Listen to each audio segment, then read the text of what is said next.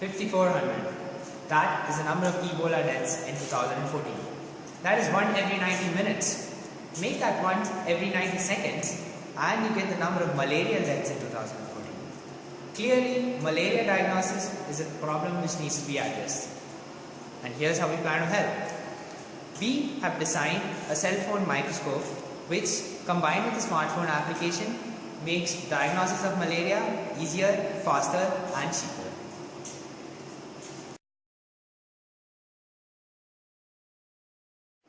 So let me show you how we plan to do this. First, the lens.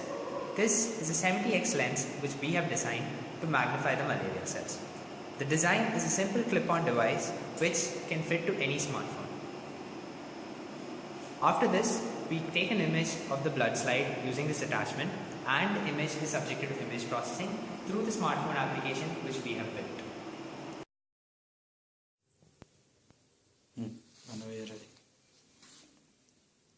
So let me just give you a quick demo of our product.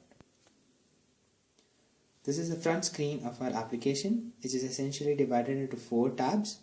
We will be concerning only with the input image tab, from which essentially you can import an image from the gallery or take a new picture from the camera.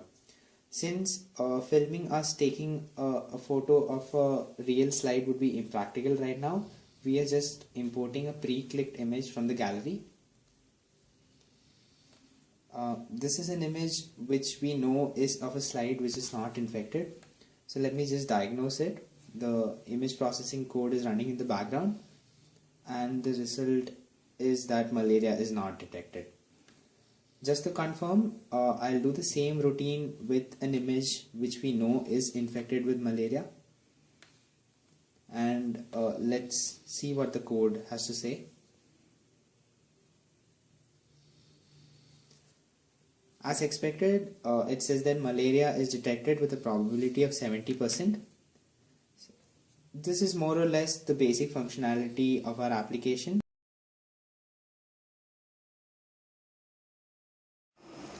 What makes our product unique is that it is the only product of its kind which exists in Indian market right now. Cell phone microscope, even though as a concept exists in certain academic circles abroad, is yet to be commercialized fully. The main USP of our product is that it is cheap, portable and easy to use. Cheap because it costs just 300 rupees compared to a conventional microscope which costs around 5,000 rupees. Portable because, as I showed before, it's a very simple attachment which can easily be carried around.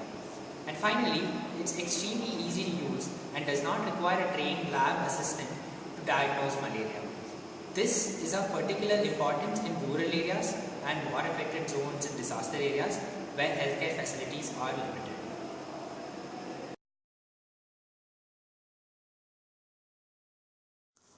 We have conducted our market analysis keeping specifically India in mind. The total number of malaria cases in 2013 was recorded as 188 million. According to a WHO World Report, 80% of these cases are found in remote areas. What this means is that tribal and hilly regions and other hard to reach or inaccessible areas suffered from 150.4 million cases of malaria. An assumption has been made that all of these cases were diagnosed using something called a rapid diagnostic test or an RDT. An RDT usually costs somewhere between rupees 25 to 30. A simple calculation yields that this market is then supposedly worth rupees 37.6 crores. But what I must warn you is that this analysis is faulty, and this asterisk well implies that conditions apply. What we mean by this is an RDT's accuracy cannot be trusted. A number of input parameters affect the performance of an RDT, the primary amongst them being temperature. An RDT is designed keeping a specific temperature bracket in mind, and when it is used out of these specified temperatures, its accuracy is heavily hampered. It can be as low as 40% to as high as its optimum accuracy, that is 70. Another important factor affecting its performance is moisture. The amount of water vapor in the atmosphere in the wet season is very high. This usually results in an RDT giving higher negative values, And the converse is also true. In dry seasons, an RDT produces lower positive results than is expected.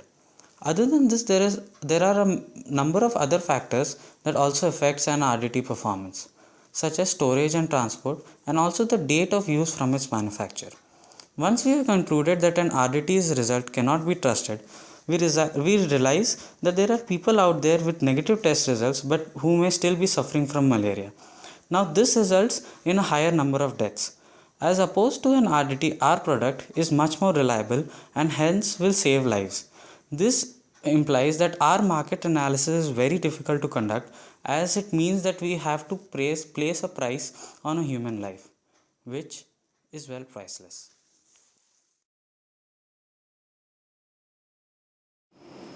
Our ultimate aim is to start a social venture around this idea, and here is how we plan to proceed. Initially, we plan to link up with certain groups which involved in conducting awareness camps for malaria, as well as distributing beta versions of our initial product to them. After incorporating the feedback that we get from the initial customers, we hope to sell our products to certain healthcare institutions like government organizations, NGOs, and other social groups.